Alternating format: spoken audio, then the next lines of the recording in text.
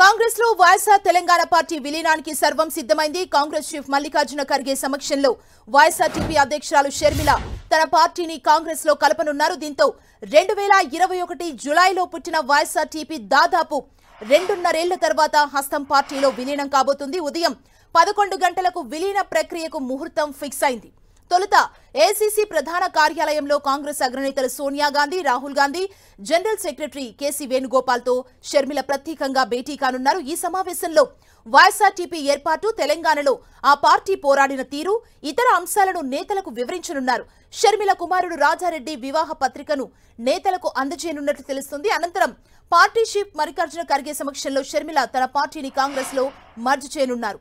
తాడేపల్లిగూడెంలో CM Jagan తో భేటీ అయిన తర్వాత విజయవాడ నుంచి కుటుంబ సభ్యులతో కలిసి షర్మిల రాత్రి ఢిల్లీ వెళ్లారు. రాత్రి 11 గంటల తర్వాత ఢిల్లీ చేరుకున్నారు. కాంగ్రెస్ లో చేరేందుకు అవకాశాలు ఉన్నాయని ప్రశ్నించగా దాదాపు అవుననే సమాధానం చెప్పారు. మరోవైపు పార్టీ విలీనం కార్యక్రమంలో పాల్గొనేందుకు పార్టీకి చెందిన కీలక నేతలు పెద్ద సంఖ్యలో హస్తినకు చేరుకున్నారు.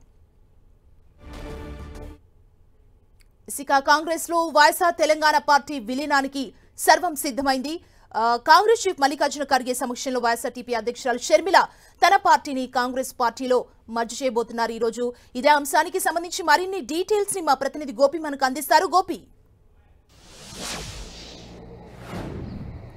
ఎస్, తెలంగాణలో ఒక రాజకీయ పార్టీ ప్రస్థానం ముగియబోతోంది. నేటితో వైఎస్ఆర్ తెలంగాణ పార్టీ ఈరోజు ఉదయం 10:30 గంటలకి కాంగ్రెస్ పార్టీలో విలీనం కాబోతోంది. ఆ పార్టీ వ్యవస్థాపక అధ్యక్షురాలు వైఎస్ షర్మిల నిన్న రాత్రి ఢిల్లీ చేరుకున్నారు. భర్త అనిల్తో కలిసి, అలాగే తన అనుచరులు 30 మందితో కలిసి ఢిల్లీ చేరుకున్నారు. వారంతా కూడా ఉదయం 10:30 గంటలకి ఏఐసీసీ కార్యాలయానికి రాబోతున్నారు. మల్లికార్జున ఖర్గే, రాహుల్ గాంధీ, కేసీ వేణుగోపాల్ సమక్షంలో పార్టీని విలీనం చేసి పార్టీ కండువా కప్పుకోబోతున్నారు. పార్టీలో కీలక బాధ్యతలు అప్పగించే అంశంపైన ఇప్పటికే కొంత చర్చలు కూడా ముగిసినట్లుగా తెలుస్తోంది. ఇటు అనిల్తో పాటుగా షర్మిలకు కూడా కొన్ని హామీలు అధిష్టానం ఇచ్చినట్లుగా తెలుస్తుంది. ఉభయ తెలుగు రాష్ట్రాల్లో కూడా షర్మిల సేవలను వినియోగించుకోవాలని చెప్పి కాంగ్రెస్ పార్టీ భావిస్తోంది.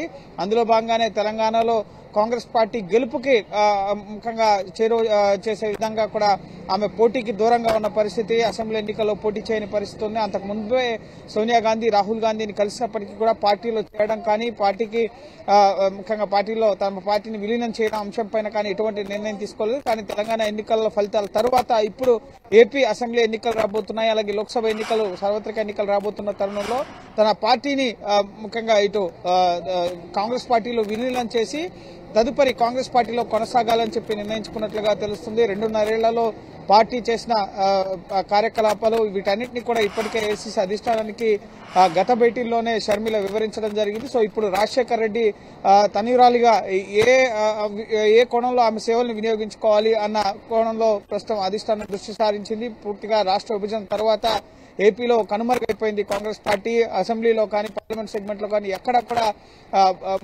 ఇటు ప్రాతినిధ్యం లేని పరిస్థితి, అంతగా బలం లేని పార్టీగా కాంగ్రెస్ పార్టీ ఆంధ్రప్రదేశ్ లో తయారైన పరిస్థితి ఉంది. సో ఇప్పుడు షర్మిల చేరిక ద్వారా ఓ పక్క జగన్ కి చెక్ పెట్టవచ్చు, అలాగే తమ ఓటు బ్యాంకుని పదిలం చేసుకోవచ్చు, అలాగే కాంగ్రెస్ పార్టీకి పూర్వ వైభవం తీసుకురావాలని చెప్పి అధిష్టానం భావిస్తుంది. ఇందులో భాగంగానే షర్మిలకు కీలక బాధ్యతలు అప్పగించే ఆలోచనలో రాహుల్ గాంధీ ఉన్నారు. పీసీసీ పదవిని షర్మిలకి రాహుల్ గాంధీ ఆఫర్ చేస్తున్నట్లుగా తెలుస్తుంది. అయితే పీసీసీ పదవి కాకుండా ఏఐసీసీలోనే కీలక బాధ్యతలను ఇటు షర్మిల తీసుకోవాలని చెప్పి ఆలోచిస్తున్నట్లుగా తెలుస్తుంది. దక్షిణాది రాష్ట్రాల ప్రచార క్యాంపెయిన్ కమిటీ కన్వీనర్ గా కానీ, ఇతర ప్రచార బాధ్యతలు దక్షిణాది రాష్ట్రాల్లో తీసుకోవాలని చెప్పి షర్మిల భావిస్తున్నట్లుగా తెలుస్తుంది. అందులో భాగంగానే ఈ రోజు పార్టీలో చేరిన తర్వాత ఆమెకి ఇచ్చే పదవికి సంబంధించి కూడా రానున్న రోజుల్లో ఈ రోజే ఆ పదవికి ఏంటి అనేది ప్రకటిస్తారా, లేక రానున్న రోజుల్లో, ఎందుకంటే కాంగ్రెస్ పార్టీలో చేరిన రోజే ఏ వ్యక్తికి కూడా ఏ పదవి ఇస్తున్నారో అనేది ప్రకటించడం ఉండదు.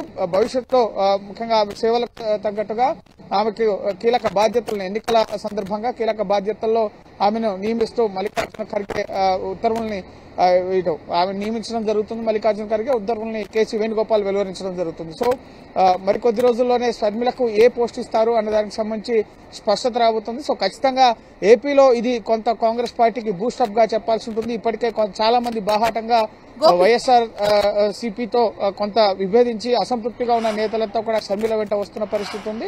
సో ఖచ్చితంగా కాంగ్రెస్ పార్టీకి షర్మిల చేరిక లాభం చేకూరుస్తుంది అన్న ఆలోచనలు అయితే అధిష్టానం ఉంది. దానికి తగ్గట్టుగానే ఆమెకు సముచిత ప్రాధాన్యతనివ్వడం, నెక్స్ట్ ఎలక్షన్స్ లో ఆమెని వినియోగించుకోవడానికి సంబంధించి కావాల్సిన కసరత్ అంతా కూడా ఏఐసీసీ అధిష్టానం చేస్తున్నట్టుగా తెలుస్తుంది. గోపి, ఈ విలీన ప్రక్రియకు షర్మిలతో పాటు ఢిల్లీకి ఎవరెవరు వెళ్లారు?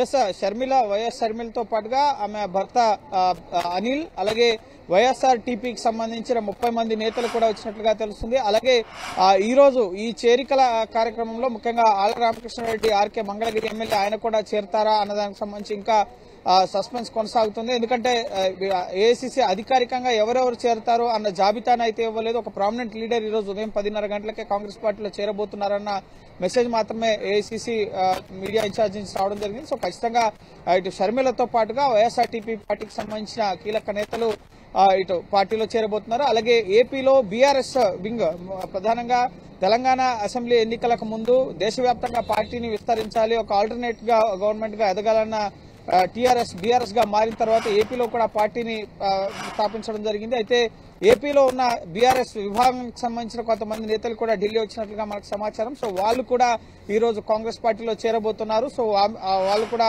షర్మిల వెంట నడిచే అవకాశం ఉంది. షర్మిల నెక్స్ట్ లోక్సభ ఎన్నికల్లో తెలంగాణ నుంచి పోటీ చేస్తారా, లేక ఆంధ్ర నుంచి పోటీ చేస్తారా? తెలంగాణ ఖమ్మం, నల్గొండ అంటున్నారు. అలాగే ఏపీకి సంబంధించి కడప పేరు వినిపిస్తోంది. కానీ ఎటువంటి స్పష్టత అనేది షర్మిల ఇవ్వడం లేదు. సో ఖచ్చితంగా దీనికి కొంత సమయం ఉంటుంది కాబట్టి సో ఇప్పుడు ఆమెతో పాటుగా ఇటు వైఎస్ రాజశేఖర రెడ్డి కుటుంబానికి సన్నిహితంగా ఉన్న నేతలు కానీ సో కాంగ్రెస్ పార్టీ రాజశేఖర రెడ్డిని ఇంకా ఓన్ చేసుకుంటుంది. సో ఆ సెంటిమెంట్ లో ఉన్న నేతలు వీరందరినీ కూడా మళ్లీ బ్యాక్ తెచ్చుకుని ఇటు గతంలో పార్టీకి దూరమైన నేతలు ఇటు ఉండవల్లి అరుణ్ కుమార్ కానీ నల్లారి కిరణ్ కుమార్ ప్రస్తుతం బీజేపీలో ఉన్నారు. సో వాళ్ళతో కూడా సంప్రదింపులు జరుపుతుంది. ఘరు వాపసికి తెరలేపిన పరిస్థితి ఉంది. సో షర్మిల చేరితో ఇంకా చాలా మంది పార్టీలోకి చేరే అవకాశాలు ఉన్నాయి అని చెప్పి అధిష్టానం భావిస్తుంది. సో ఈ రోజు కూడా ఏఐసీసీ కార్యాలయంలో 10:30 గంటలకి షర్మిలతో పాటు సుమారు 30 నుంచి 40 మంది నేతలు ఈ రోజు కాంగ్రెస్ పార్టీలో చేరబోతున్నారు. అది వైఎస్ఆర్టీపీకి సంబంధించి కానీ, ఏపీ బీఆర్ఎస్ విభాగానికి సంబంధించి కానీ, అలాగే వైఎస్ఆర్సీపీ విభాగానికి సంబంధించి 3 పార్టీలకు సంబంధించిన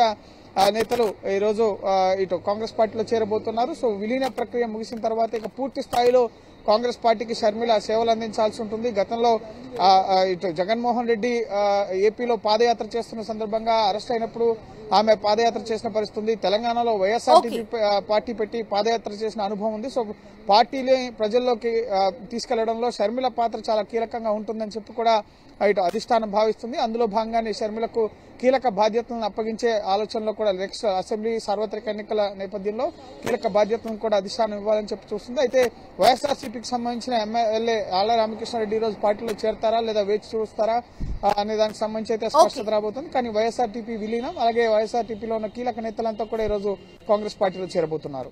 థాంక్యూ గోపి.